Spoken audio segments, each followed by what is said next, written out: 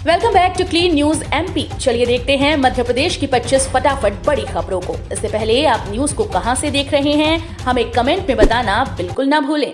साथ ही हमारे Facebook page को भी फॉलो करें। फेसबुक पेज का लिंक डिस्क्रिप्शन में दिया गया है। अब कक्षा 8वीं से शुरू होगा आर्टिफिशियल इंटेलिजेंस की पढ़ाई। मध्य प्रदेश के मुख्यमंत्री शिवराज सिंह चौहान ने घोषणा की है कि अब कक्षा 8 से ही आर्टिफिशियल इंटेलिजेंस की पढ़ाई कराई जाएगी। इसके लिए 240 घंटों का एआई पाठ्यक्रम लागू किया जाएगा। इसके अलावा उन्होंने मध्य प्रदेश राज्य परिवहन निगम बंद होने के बाद ग्रामीण परिवहन में आई कठिनाइयों के बारे में बात की। अब लोगों की सुलभता के लिए राज्य सरकार अगले महीने ग्रामीण परिवहन नीति लाएगी। पचमढ़ी में हुई बैठक में शिवराज ने बताया कि शहरों में 22 अप्रैल से हर 25,000 की आबादी पर एक मुख्यमंत्री संजीवनी क्लिनिक खोला जाएगा, जहां सामान्य बीमारी का इलाज होगा। आज मंगलवार को 5.21 लाख हितग्राहियों को पीएम मोदी कराएंगे गृह प्रवेश। देश के हर व्यक्ति के पास उसके अपने घर का सपना पूरा कर रहे पीएम मोदी आज मंगलवार 29 मार्च को 5.21 लाख हितग्राहियों को उनके आवास पर वर्चुअल गृह प्रवेश कराएंगे। प्रधानमंत्री मध्य प्रदेश के 5,21,000 हितग्राहियों को प्रधानमंत्री आवास योजना में प्रवेश कराएंगे। सीएम शिवराज सिंह चौहान इस कार्यक्रम में छतरपुर जिले से शामिल होंगे। कार्यक्रम को लेकर मुख्यमंत्री शिवराज सिंह चौहान ने कहा कि केंद्र और राज्य सरकार का संकल्प है कि हर गरीब परिवार का अपना पक्का मकान हो। इस संकल्प को पूरा करने के लिए प्रधानमंत्री आवास योजना में वर्ष 2024 तक हर व्यक्ति को पक्का आवास उपलब्ध कराया जाएगा। इंदौर से जम्मू के लिए हवाई सेवा शुरू। सोमवार को रवाना हुई पहली फ्लाइट। बहुप्रतीक्षित हवाई सेवा इंदौर से जम्मू के लिए सोमवार से शुरू हो गई। माता वैष्णो देवी और कश्मीर घूमने जाने वालों के लिए अब यह यात्रा बेहद आसान होगी। नागरिक उड्डयन मंत्री ज्योतिरादित्य सिंधिया कार्यक्रम में वर्चुअली शामिल हुए। सोमवार को शुरू हुई इस फ्लाइट का भव्य वेलकम किया गया। वहीं इसमें सफर करने वाले यात्रियों का भी खासा स्वागत हुआ। लंबे समय से इस हवाई सेवा की मांग की जा रही थी। अब तक इंदौर से जम्मू के लिए 2 ट्रेन की ही सुविधा थी, जिसमें लंबी वेटिंग लिस्ट होती है, लेकिन अब हवाई सेवा ने जम्मू कश्मीर जाने वालों के लिए राह आसान कर दी।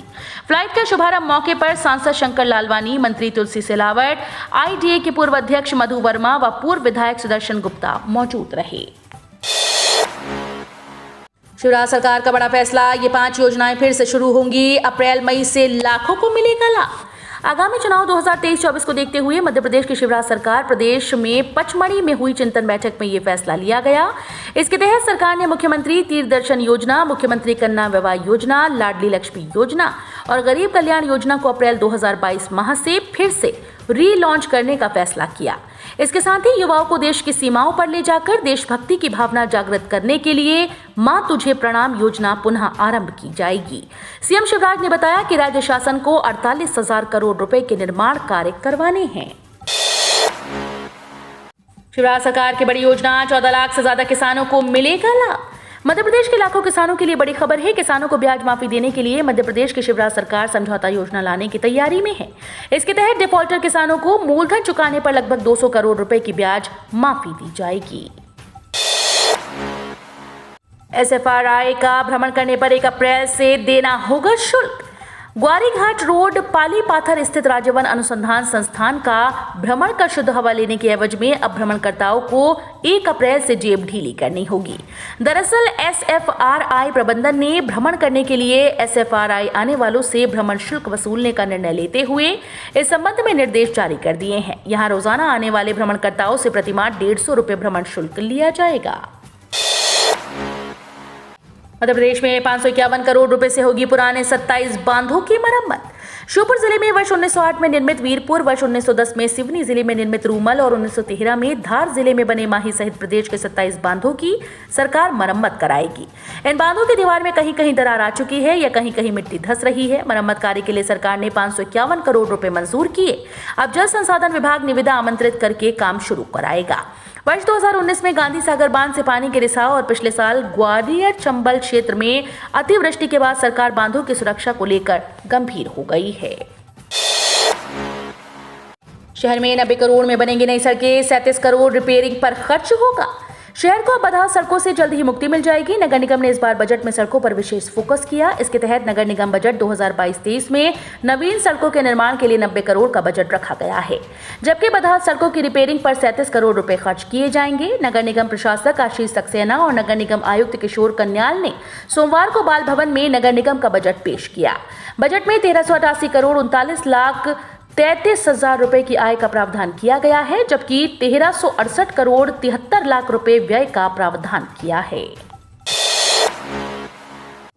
जबलपुर एक्सप्रेस समेत ये ट्रेन मई तक रद्द, किराया होगा वापस। मध्य प्रदेश के रेल यात्रियों के लिए काम की खबर है। 4 मई तक यानी 37 दिनों तक मध्य प्रदेश से छत्तीसगढ़ जाने वाली भोपाल एवं जबलपुर मंडलों से संबंधित 4 जोड़ी ट्रेन को रद्द कर दिया गया। इसके तहत अपने प्रारंभिक स्टेशन से प्रतिदिन चलने वाली गाड़ी संख्या 18236/18235 भोपाल बिलासपुर भोपाल को कल 28 मार्च से लेकर 3 मई तक निरस्त किया गया है। अप्रैल में फिर बदलेगा मौसम, आज 5 जिलों में लू का अलर्ट, पश्चिमी मध्य प्रदेश का बढ़ेगा पारा। राजस्थान, गुजरात और महाराष्ट्र की गर्म हवाओं का असर मध्य प्रदेश पर भी पड़ रहा है। दिन के तापमान बढ़ने लगा है और रात का तापमान में कमी आ रही है। एमपी मौसम विभाग ने 5 जिलों में लू चलने का येलो अलर्ट जारी कर दिया और 16 किलोमीटर प्रति घंटा की रफ्तार से हवा चल सकती है। अप्रैल में तापमान और बढ़ेगा और लू का असर पूरे प्रदेश में दिखाई देगा।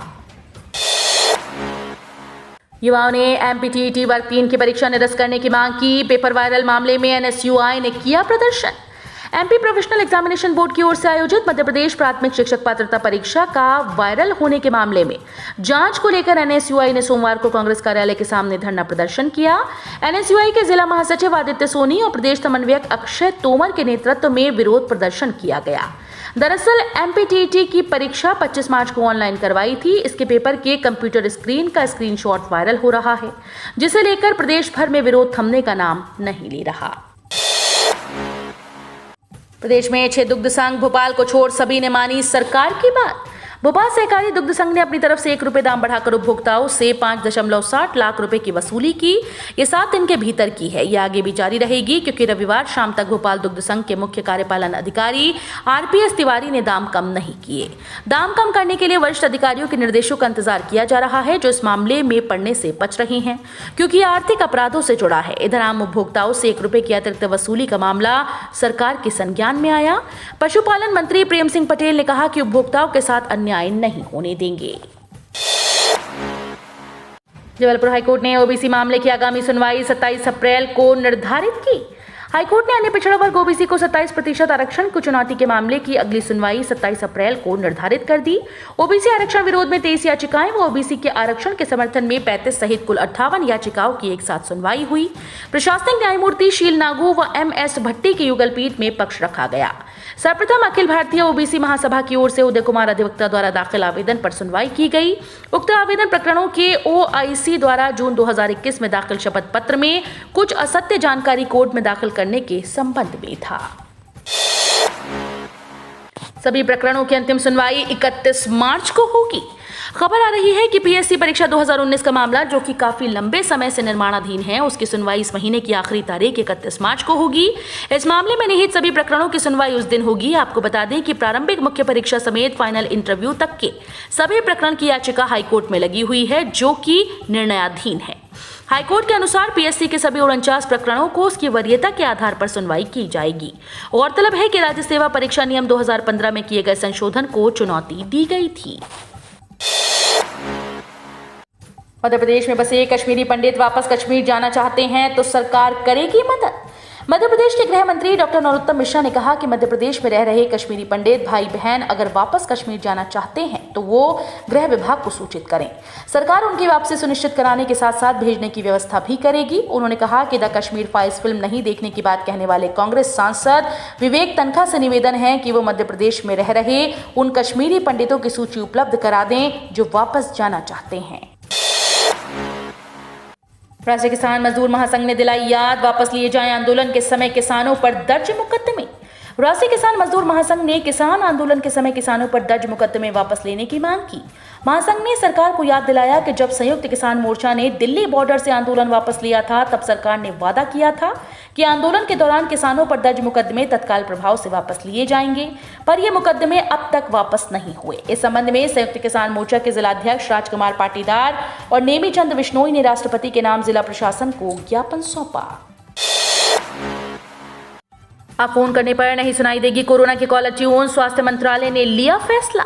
सूत्रों के मुताबिक बहुत जल्द हेल्थ मिनिस्ट्री मोबाइल पर सुनाई देने वाली कोरोना से जुड़े कॉलर ट्यून पर रोक लगाने वाला है। 2020 में जब कोरोना वायरस ने देश में दस्तक दी थी, तब कॉलर ट्यून कोविड-19 कॉलर ट्यून को शुरू किया गया था ताकि लोगों में जागरूकता फैलाई जा सके और उन्हें सारी जानकारी दी जा सके। ये सुविधा एयरटेल, BSNL, जियो, वोडाफोन, आइडिया में शुरू की गई थी।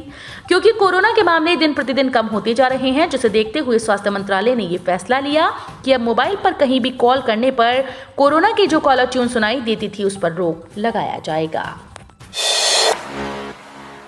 अल्पसंख्यकों का दर्जा दिया जा सकता है जिन राज्यों में हिंदू कम हैं। भारत सरकार के अल्पसंख्यक मामलों के मंत्रालय ने सुप्रीम कोर्ट में PIL दाखिल करते हुए बताया कि हिंदुओं की संख्या जिन राज्यों में कम है, वहां के सरकारें हिंदुओं को अल्पसंख्यक घोषित कर सकती हैं। अल्पसंख्यक का दर्जा मिलने के बाद हिंदू इन राज्यों में अपने अल्पसंख्यक संस्थान स्थापित और संचालित कर पाएंगे। केंद्र ने आगे बताया कि राज्य सरकारें अल्पसंख्यक समुदाय के संस्थानों को भी दर्जा दे सकती हैं। जिस प्रकार 2016 में महाराष्ट्र ने अल्पसंख्यक समुदाय का दर्जा यहूदियों को दिया था, वैसे ही हर राज्य धर्म या फिर भाषा के आधार पर अल्पसंख्यक का दर्जा दे सकता है। कोल्ड स्टोरेज के लिए किसानों को मिलेगी 50% की सब्सिडी। केंद्र सरकार की ओर से किसानों की आय बढ़ाने के प्रयास किए जा रहे हैं। किसानों के लिए कई प्रकार की योजनाएं चलाई जा रही हैं। इनमें से एक योजना एकीकृत विकास मिशन भी है। इसके तहत सरकार किसानों को कोल्ड स्टोरेज खोलने के लिए सरकार 50% सब्सिडी का लाभ प्रदान कर रही है। अक्सर देखा जाता है कि उचित भंडारण के अभाव में किसान अनाज, फल, सब्जी सहित अन्य जल्द खराब होने वाली चीजें लंबे समय तक सुरक्षित नहीं रख पाते। इसके कारण किसानों को मजबूरन कम दाम पर अपनी उपज बाजार में बेचनी पड़ती है। मेडिकल कोर्स के बीच फीस बढ़ोतरी नहीं, राष्ट्रीय चिकित्सा आयोग का अहम फैसला। मेडिकल की पढ़ाई कर रहे छात्रों के लिए राहत भरी खबर है। सरकार ने मेडिकल फोर्स के बीच में फीस बढ़ाने पर रोक लगाने का फैसला किया। यानी जिस फीस पर छात्र ने दाखिला लिया है, कोर्स के पूरा होने तक वही फीस लागू रहेगी। अगले सत्र से सभी कॉलेजेस के लिए इन्हें लागू करना अनिवार्य कर दिया गया है। अभी तक मेडिकल कॉलेज बीच सत्र में फीस बढ़ा देते थे, जिससे पढ़ाई कर रहे छात्रों को मुश्किल होती थी।